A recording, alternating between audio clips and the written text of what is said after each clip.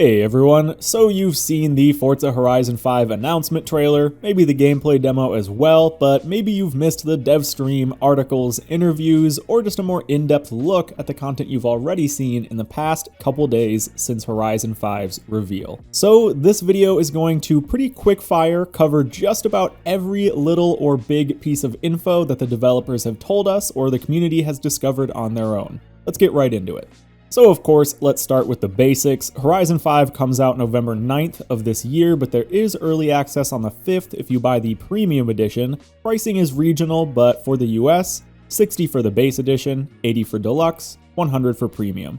The game takes place in Mexico, and we do know that the main city seems to be Guanajuato, which has an interesting underground tunnel network beneath its very tightly packed and colorful streets, but there are going to be more cities and towns throughout the map. We know that the map as a whole is going to be 1.5 times bigger than Horizon 4's, but what that means in terms of actual roads and drivable content has yet to be seen. So far in the map, we've seen a couple different types of desert, ranging from barren sand dunes to things a little bit more lush, coastal villages, rainforests, beaches, canyons. There are 11 confirmed biomes in the Horizon 5 map. And sort of similar to how driving on the lake works in winter in Horizon 4, you'll only be able to access and explore certain areas during certain seasons. We'll see some new wildlife like flamingos, dogs, goats, and donkeys, and their AI has been improved. This map also contains the greatest amount of elevation change in any Horizon, with the volcano at the map's peak. Now we do know that seasons are making a return in the familiar 4-week format. From what we've seen so far, it looks like summer is the wet season, the storm season is autumn, and winter is the dry season. Something really cool that's new for this map is that weather can and will be local to certain regions of the map. So it could be a blizzard in winter on the volcano, but super hot and sunny down by the coast. It also looks like things like rain and sandstorms can be localized to certain areas of the map at any given time. As far as the map features go, the main festival site is built near an old racetrack that also has an attached drag strip. Very exciting, and on top of that, there are going to be multiple festival sites. There is also an airstrip confirmed to be in the map, and a highway that runs essentially corner to corner across the whole map, the biggest highway ever in a Horizon game. So moving more into game features, it looks like we'll be getting a heavier focus on a main story campaign, possibly with player choices. They say here, experience a deep and rewarding campaign where you will meet new characters and determine the outcome of their Horizon story missions. Now, for new social features, you will be able to crossplay with anyone on any system.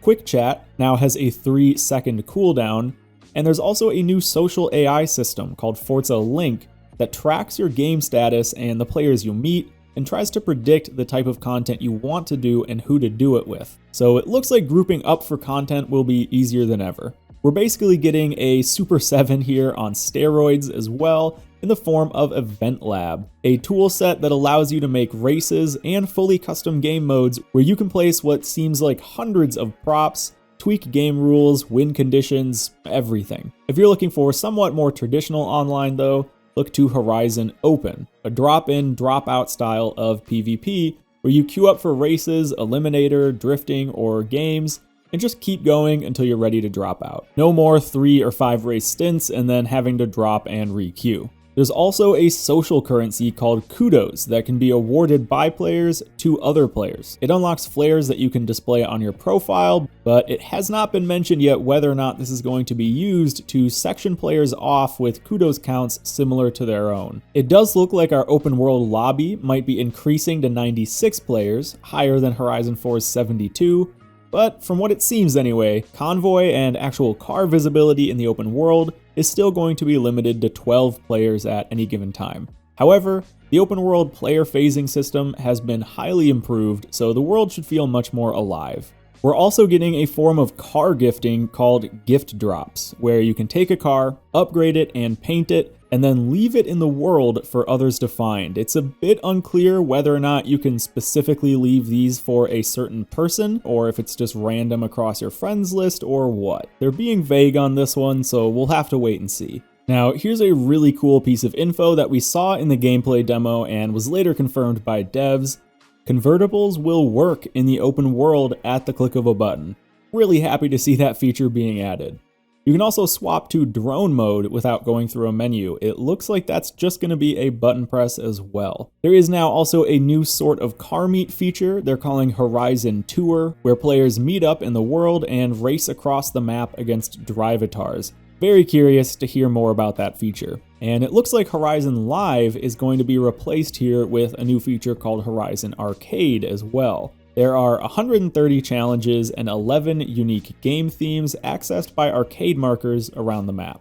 Alright, let's talk customization here. There are over 100 new rims to pick from, over 100 new visual upgrade parts, including new wide-body kits for the C8 Corvette, Evo 10, and Mark V Supra. They also mentioned that the livery creator was getting a full overhaul to bring it more in line with modern image manipulation software, aka GIMP and Photoshop.